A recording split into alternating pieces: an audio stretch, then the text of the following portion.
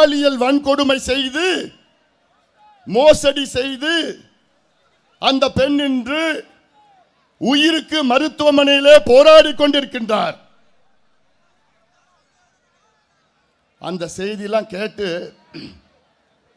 அவ்வளோ காலையிலிருந்து அவ்வளோ மனவேதனையில் இருக்கிறேன் நான்.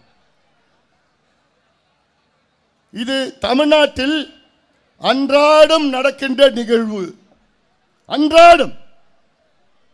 கடந்த மாதம் கிருஷ்ணகிரி மாவட்டத்தில் 2.5 வயது குழந்தையை ஒரு மனித மிருகம் போதையிலே கெடுத்து கொலை செய்த காட்சியை நாம் பார்த்திருக்கின்றோம்.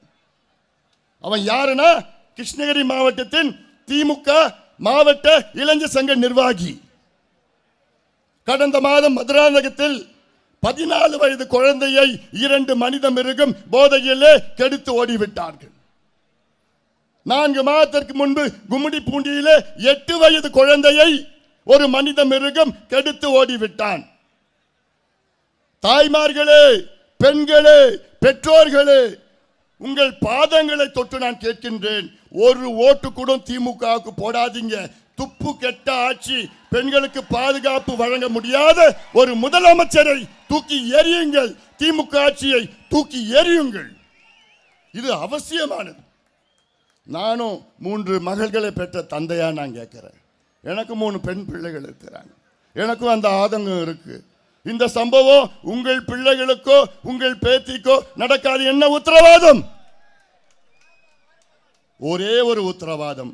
நம்முடைய எடப்பாடியார் முதலமைச்சராக வந்தால்தான் இந்த சம்பவம் இனி தமிழ்நாட்டில் நடக்காது. தமிழ்நாடு எத்தனையோ முதலமைச்சர்களை பார்த்திருக்கிறது.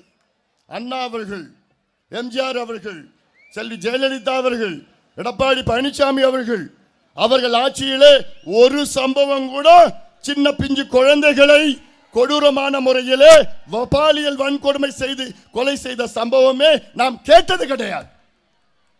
தமிழ்நாட்டில் இன்னைக்கு அன்றாடம் நடக்கின்றது. ஒரு நாளைக்கு தமிழ்நாட்டில் 4.75 விழுக்காடு கொலைகள். அது 5 பேர் தமிழ்நாட்டில் கொலை செய்யப்படுற ஒரு நாளைக்கு. தமிழ்நாட்டில் 5 ஆண்டு காலத்தில் 39 குழந்தைகள், பிஞ்சு குழந்தைகள், 2.5 வயசு, 4 வயசு, 8 வயசு, 10 வயசு குழந்தைகளை பாலியல் வன்கொடுமை செய்து அவர்கள் கொலை செய்யப்பட்டிருக்கின்றார்கள். 39 குழந்தைகள். 5 ஆண்டு காலத்திலே 361 குழந்தைகள் கொலை செய்யப்பட்டார்கள். 5 ஆண்டு காலத்திலே 2100 பெண்கள் தமிழ்நாட்டிலே கொலை செய்யப்பட்டார்கள்.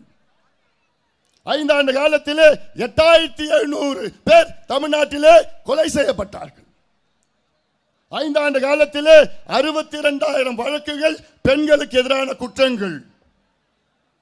அதில் 27,000 வழக்குகள் போக்சோ வழக்குகள். 44,000 வழக்குகள் பெண்களுக்கு எதிரான குற்றங்கள். இப்படி ஒரு ஆட்சி 5 ஆண்டு காலம். முதலமைச்சருக்கு என்ன நடக்குதுன்னு தெரியல. ஏதோ வராரு, விளம்பர படத்தில் நடிக்கிறாரு, வீட்டுக்கு போறாரு, எழுதி கொடுக்குறாங்க, படிக்கிறாரு.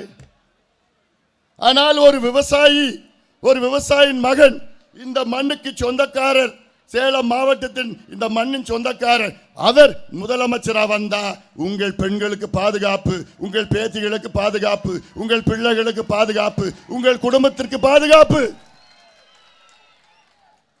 ஒரு பக்கம் இது நடக்குது, இன்னொரு பக்கம் கஞ்சா, காக்கைன், ஹெராயின், அபின், எல்எஸ்டி, ஃபென்டனைல், மித்தைல் ஆம்பிட்டமின், என்னென்ன போதை மாத்திரை, போதை பவுடர், போதை ஊசி அமெரிக்காவில் பயன்படுத்துறாங்களோ அத்தனையும் கிராமத்தில்.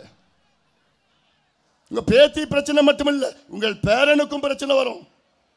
அதை சிந்தித்து நடைமுறையை செயல்படுத்துங்கள்.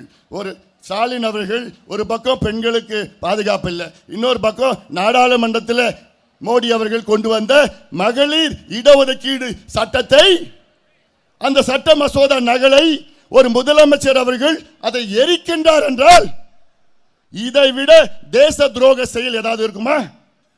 சாதாரணமா யாராவது ஒரு சட்ட மசோதா நாடாளுமன்றத்தில் நிறைவேற்றுகின்ற ஒரு சட்ட மசோதா நகலை எரிச்சாங்கன்னா அவங்களை ஜெயிலில் பிடிச்சி போடுவாங்க. ஆனால் தமிழ்நாட்டின் முதலமைச்சர் அந்த சட்ட மசோதா நகலை எரிக்கின்றார் என்றால் அவர் பெண்கள் மீது எவ்வளவு வன்மமாக இருக்கின்றார். நீங்களாம் படிக்க கூடாதா? நீங்களாம் வேலைக்கு போக கூடாதா? நீங்களாம் முன்னேறக்கூடாதா? நீங்களாம் எம்எல்ஏ ஆகக்கூடாதா? நீங்களாம் எம்பி ஆகக்கூடாதா? நீங்களாம் ஆட்சிக்கு வரக்கூடாதா? அதிகாரம் வரக்கூடாதா? அவர் தங்கச்சி மட்டும்தான் எம்பி ஆகணுமா? அப்போ எந்த அளவுக்கு தமிழ்நாட்டின் முதலமைச்சர் பெண்களுக்கு எதிரான ஒரு செயல். இந்த சட்டம் நிறைவேறி இருந்தால் தமிழ்நாட்டில் இன்றைக்கு 39 நாடாளுமன்ற மக்களவை உறுப்பினர்கள், அதில் இன்னைக்கு 5 பேர் தான் பெண்கள். இந்த சட்டம் நிறைவேறி இருந்தால் இது 59 நாடாளுமன்ற உறுப்பினர்கள் மக்களவை அதிகரிக்கப்பட்டு அதில் 20 பெண்கள் தமிழ்நாட்டில் இருந்து டெல்லிக்கு சென்றிருப்பார்கள். தமிழ்நாட்டில் இன்று 234 எம்எல்ஏக்கள், இது 351 எம்எல்ஏ உயர்ந்து அதில் 117 எம்எல்ஏக்கள் பெண்களாக இருந்தார்கள். இதெல்லாம் நீங்கள் சிந்தித்து அதை பட்டாசு வெடிச்சு கொண்டாண்டார். அந்த சட்டத்தை தோக்கடிச்சோன்னு பட்டாசு வெடித்து கொண்டாடுகின்ற முதலமைச்சர் அவர்கள். நான் சிந்தியுங்கள், இதெல்லாம் மிகப்பெரிய ஒரு மோசடி நான் பார்க்கின்றேன். இன்னைக்கு வந்த செய்தி எல்லாம் இப்போ இந்த பேலட் ஓட்டுன்னு இருக்குல்ல, அந்த பேலட் ஓட்டு எல்லாம் அரசு அதிகாரிகள்லாம் ஓட்டு போடுறது. அதில் வந்த செய்தியை பார்த்தா 90 விழுக்காடு பேலட் ஓட்டு அதிமுக கூட்டணிக்கு தான் போட்டிருக்கிறாங்க. இதுல இருந்து என்ன தெரியுதுன்னா, முடிவு பண்ணிட்டாங்க அரசு ஊழியர்கள்லாம். ஏன்னா எந்த துறையும் ஸ்டாலின் விட்டு வைக்கல. ஸ்டாலின் அவர்கள் எல்லாத்தையும் ஏமாத்திட்டார். கல்வி இன்னைக்கு எடுத்துக்கங்க, கடைசியில் இருக்குது. 208 பள்ளிக்கூடத்தை மூடுற ஆட்சி, கேடுகட்ட ஆட்சி திமுக ஆட்சி. ஒரு பள்ளிக்கூடத்தை உருவாக்குவது எவ்வளோ கஷ்டம். 4800 பள்ளிக்கூடத்தில் ஒரு வாதியார் தான் இருக்கிறார். ஒரு மருத்துவ கல்லூரி கூட 5 ஆண்டுகளை கொண்டு வர முடியாத துப்பில்லாத ஆட்சி திமுக ஆட்சி. நம்முடைய எடப்பாடி பழனிசாமி அவர்கள் முதலமைச்சர் அந்த நேரத்தில் 11 அரசு மருத்துவ கல்லூரியில கொண்டு வந்தார். இன்னும் தமிழ்நாட்டில் 6 மாவட்டங்களுக்கு அந்த மருத்துவ கல்லூரி இல்லை. அந்த 6 மாவட்டங்களை உருவாக்கியதே நம்முடைய எடப்பாடி பழனிசாமி அவர்கள் தான். காஞ்சிபுரம், செங்கல்பட்டு, விழுப்புரம், கள்ளக்குறிச்சி, வேலூர், திருப்பத்தூர், ராணிப்பேட்டை, தென்காசி, திருநெல்வேலி, மயிலாடுதுறை, நாகை, இப்படி அத்துணை மாவட்டங்கள் அவசியமானது. அதை உருவாக்கினார். ஒரு எம்பிபிஎஸ் சீட்டு கூட இந்த 5 ஆண்டு காலத்தில் உயர்த்தல. வேளாண் வளர்ச்சி நெகட்டிவ். கடந்த ஆண்டு -1.8, அதுக்கு முந்தைய ஆண்டு -3.6. 3280 விவசாயிகள் இந்த 5 ஆண்டு காலத்தில் தற்கொலை செய்திருக்கின்றார்கள். ஒரு நாளைக்கு 2 விவசாயி.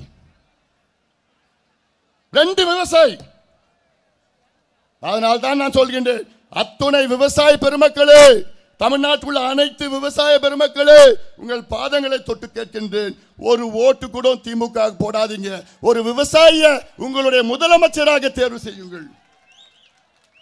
இந்த 5 ஆண்டு காலத்தில் ஒரு நீர்ப்பாச திட்டம் கூட செயல்படுத்தல. ஒண்ணு கூட. எவ்வளவு பெரிய ஒரு மோசடி. எடப்பாடி பழனிசாமி அவர்கள் முதலமைச்சர் அந்த நேரத்தில் ஏன் நம்ம மாவட்டத்தில் பாட்டாளி மக்கள் கட்சியோட 30 ஆண்டு கால கோரிக்கை மேட்டூர் காவேரி உபரிநீர் திட்டத்தை முதல் கட்டமாக அதை நடைமுறைப்படுத்தியது நம்முடைய முதலமைச்சர் எடப்பாடி பழனிசாமி அவர்கள் தான். அத்திக்கடு அவிநாசி திட்டம், மேட்டூர் உபரிநீர் திட்டம், எண்ணெய்கோல் புதூர் தும்பலி திட்டம், காவிரி குண்டார் திட்டத்துக்கு அடிக்கல் நாட்டினாரு. 5 ஆண்டு காலத்தில் ஒரு பைசா கூட அதில் ஒதுக்கல திமுக. இப்படி அத்தனை துறைகளும் தோல்வி அடைந்த ஸ்டாலின் அவர்கள் ஆட்சி மறுபடியும் வரணுமா? நிச்சயமா கிடையாது. அதெல்லாம் அனைத்து மக்களும் முடிவு செய்து விட்டார். குறிப்பாக அரசு ஊழியர்கள்லாம் ஏமாத்திட்டாங்க. எல்லா துறைகளிலும் இன்று மக்கள் போராடி கொண்டிருக்கின்றார்கள். அதையெல்லாம் நீங்கள் சிந்தித்து நிச்சயமாக நல்ல முடிவு தமிழ்நாடு முழுவதும் எடுத்துட்டாங்க. அது உறுதி செஞ்சுட்டாங்க. அதை உறுதி செய்கின்ற வகையில் இங்க இருக்கின்ற தாய்மார்கள், பெற்றோர்கள், பெண்கள், விவசாயிகள், நெசவாளர்களுக்கு இன்சூரன்ஸ் அதிகப்படுத்த வேண்டும். நெசவாளர்களுக்கு 10 லட்சம் ரூபாய் குறைஞ்சது அந்த இன்சூரன்ஸ் கிடைக்கின்ற அந்த திட்டங்கள் எல்லாம் நிறைவேற்றும்.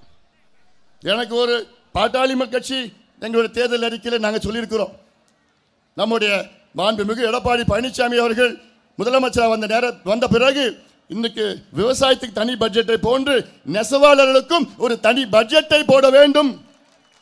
அட்லீஸ்ட் அது ஒரு மினி பட்ஜெட்டை போடுங்க. இதெல்லாம் அவசியமானது. மீனவர் சமுதாயத்தை முழுமையாக ஏமாற்றி விட்டார் ஸ்டாலின் அவர்கள். இன்னைக்கு அதிமுகவில் வட தமிழ்நாட்டில் 4 மீனவர் சமுதாயத்தை சார்ந்தவர்களுக்கு இன்று வாய்ப்பை கொடுத்திருக்கின்றார் நம்முடைய எடப்பாடியார் அவர்கள். திமுக எத்தனை? 0. ஒன்று கூட கொடுக்கல. இதான் சமூக நீதி. அவர் சொல்றார், ஆட்சிக்கு வந்தவுடன் சமூக நீதி கணக்கெடுப்பை நடத்துவோம். அது சாதி வாரிலாம் பேரை விட்டுடுங்க, நீ சமூக நீதி கணக்கெடுப்பு. எல்லா சமூகங்களுக்கும் கணக்கெடுப்பு நடத்தி எந்தெந்த சமூகத்துக்கு பின்தங்கி இருக்கின்றார்களோ அவர்களுக்கு சலுகைகள், ஒதுக்கீடு, உள்ஒதுக்கீடு, அரசு திட்டங்கள், அரசு நல பணிகள் எல்லாமே கொடுத்து ஒட்டுமொத்தம் தமிழ் சமுதாயத்தை முன்னேற்றுகின்ற திட்டங்களை வைத்திருக்கின்றார் எடப்பாடி பழனிசாமி அவர்கள். அதனால்தான் நான் சொல்கின்றேன், ஸ்டாலின் அவர்களுக்கும் சமூக நீதிக்கும் ஏதாவது சம்பந்தம் இருக்கா? எள்ளளவும் சம்பந்தம் கிடையாது. அவருக்கு சமூக நீதினா என்னன்னு தெரியாது. அவங்க அப்பாவுக்கு தெரிஞ்சது. இவருக்கு ஒன்லி வியாபாரம், கரப்ஷன், கலெக்ஷன், கமிஷன், கொள்ளடிக்கிறது மட்டும்தான் அவரும் அவர் கூட்டாளிகளோ தொழிலா வைத்திருக்கின்றார்கள். அதனால்தான் நான் கேட்கின்றேன், இந்த சேலம் மாவட்டத்தில் இங்கே பனமரத்துப்பட்டி ஏரி இருக்கு. நான் ஒரே ஒரு கோரிக்கை வைக்கின்றேன். நம்முடைய முதலமைச்சர் இன்னும் 2 வாரத்தில் இந்த பனமரத்துப்பட்டி ஏரியில் அது ஒரு டிஎம்சி கொள்ளளவு. அந்த ஏரியில் சரபங்கா நதியில் வர தண்ணியும் திருமணி முத்தாறு வர தண்ணியும் அந்த பனமரத்துப்பட்டி ஏரியில் திருப்பி அந்த தண்ணி அங்கே தேக்கி வச்சு சேலம் மாநகரத்துக்கு ஆண்டு முழுவதும் நல்ல சுவையான தண்ணி, தெளிவான தண்ணி, தூய்மையான தண்ணி வழங்கலாம். அந்த திட்டத்தை நிச்சயமாக நிறைவேற்ற வேண்டும் என்று நான் இந்த நேரத்தில் நான் கேட்டுக்கொள்கின்றேன். அதே போன்று இந்த தேர்தல் மிக மிக தமிழ்நாட்டு மக்களுக்கு மிக மிக முக்கியமான தேர்தல். இந்த தேர்தலில் நீங்கள் எல்லோரும் ஆதரவு அளிக்க வேண்டும். பட்டியலின மக்களுக்காக ஸ்டாலின் அவர்கள் ஏதாவது ஒரு துரும்பை செஞ்சிருக்கிறாரா? அவங்க கூட்டணியில் இருக்கிற திருமாவளவன் அவர்கள், அவருக்கு அங்கே என்ன மரியாதை கிடைச்சது? எந்த மரியாதையும் கிடையாது.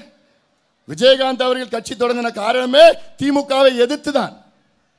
ஆனால் அப்படி அந்த கூட்டணிக்கு சென்று பிரேமலதா அவர்கள் செல்கிறார்கள். ஆனால் பிரேமலதா அந்த அம்மா நமக்கு தான் வேலை செய்கிறாங்க, நம்ம கூட்டணிக்கு தான் வேலை செய்கிறாங்க. அது சந்தேகமாக வேண்டாம். எல்லாரும் முதலமைச்சரை வச்சுக்கிட்டு பேசுகிறாங்க. தமிழ்நாட்டில் என்ன பிரச்சனை? என்ன தினம் கஞ்சா அடிக்கிறானுங்க, தினம் சாராயம் வைக்கிறாங்க, தினம் கள்ள சாராயம் சாப்பிட்றாங்க, தினம் பெண்களை பாலியல் வன்கொடுமை செய்கிறாங்க, தினம் குழந்தைகளை கொள்ளடிக்கிறாங்க, கொலை செய்கிறாங்க. அதை தவிர வேறு எதுவும் இல்லை. அந்த அம்மா சொல்றாங்க, திருப்பரங்குன்றத்தில் நாங்கள் தீபம் ஏற்றியே தீருவோம். நாங்களும் அதான் சொல்றோம். தொடக்கத்தில் ஸ்டாலின் அவர்கள் தேர்தல் பிரச்சாரத்தில் அவர் செய்த சாதனை இல்லை, எதுவும் நடக்கல, அதை பற்றி பேசினாரு, எடுபடல. அப்புறம் பிஜேபி வந்துடும். நான் சொன்ன ஸ்டாலின் அவர்களே, நடக்கிறது எம்எல்ஏ தேர்தல், எம்பி தேர்தல் முடிச்சு 2 வருஷம் ஆயிடுச்சு. அந்த தேர்தலில் உங்களுக்கும் மோடி அவர்களுக்கும் போட்டி, இந்த தேர்தல் எம்எல்ஏ தேர்தல் உங்களுக்கும் எடப்பாடியாருக்கும் போட்டி சொன்ன உடனே அதுவும் பேசி நிறுத்திட்டார். இப்போ அவரை பற்றியும் எடப்பாடியாரை பற்றியும் என்னை பற்றியும் மோசமான வார்த்தை, கொச்சையான வார்த்தை வெளியில சொல்ல முடியும் அவ்வளோ. ஆனால் இதுதான் திமுக, அவங்க ரத்தத்தில் இருக்கு, அவங்க டிஎன்ஏல இருக்கு. மற்றவங்களை பற்றி மோசமாக இழிவாக பேசுறது எங்களால் பேச முடியும். ஆனால் அந்த மாதிரி நாங்கள் இல்லை. அதனால் நான் சொல்கிறேன், ஏன்னா கடந்த ஓராண்டு காலம் பாட்டாளி மக்கள் கட்சி உள்ள நடக்கின்ற குழப்பங்கள் எல்லாம், இதற்கெல்லாம் காரணம் ஸ்டாலின் அவர்களும் அவர் குடும்பத்தை சார்ந்த சபரீஷன், உதயநிதி இவர்கள் மீண்டும் வெற்றி பெற வேண்டும் என்ற நோக்கத்திலே எங்கள் குடும்பத்துக்குள்ள பிரச்சனை, எங்கள் கட்சிக்குள்ள குழப்பம் எல்லாம் அப்படிலாம் திட்டமிட்டு ஏதேதோ செஞ்சிருக்கின்றார்கள். அதெல்லாம் நிச்சயமாக மக்கள் பார்த்து கொண்டிருக்கின்றார்கள். அந்த அளவுக்கு அவ்வளோ எங்களுக்கெல்லாம் மனசுல அவ்வளோ வேகம் இருக்கு. அதனால்தான் நாங்கள் நம்முடைய மரியாதைக்குரிய எடப்பாடியாருடன் நாங்கள் சேர்ந்து இந்த தேர்தலில் போட்டியிட்டு இந்த கேடுகட்ட மக்கள் விரோத, பெண்களுக்கு எதிரான கஞ்சா விற்கின்ற, சாராயம் விற்கின்ற ஊழலாட்சி திமுக ஆட்சியை அகற்றுங்கள். நம்முடைய எடப்பாடி பழனிசாமி அவர்களை தமிழ்நாட்டின் முதலமைச்சராக கொண்டு வாருங்கள். நன்றி.